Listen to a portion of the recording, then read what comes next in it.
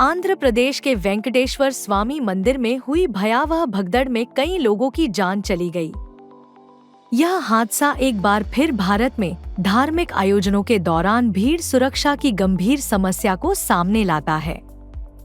राष्ट्रीय आपदा प्रबंधन प्राधिकरण (NDMA) के अनुसार भगदड़ एक मानव निर्मित आपदा है जो भीड़ बढ़ने और खराब प्रबंधन के कारण होती है। विशेषज्ञों का कहना है कि कमजोर नियम, प्रशासनिक समन्वय की कमी और CCTV या AI जैसी तकनीक के सीमित उपयोग से ऐसे हादसे बढ़ रहे हैं। NDMA ने सुझाव दिए हैं: ट्रैफिक प्रतिबंध, स्पष्ट प्रवेश और निकास मार्ग, सुरक्षित बैरिकेडिंग और 24/7 CCTV निगरानी। भविष्य में सुधार के तौर पर ड्रोन मॉनिटरिंग, ई-पास प्रणाली और आयोजकों की जवाबदेही तय करने जैसे कदम उठाए जा सकते हैं।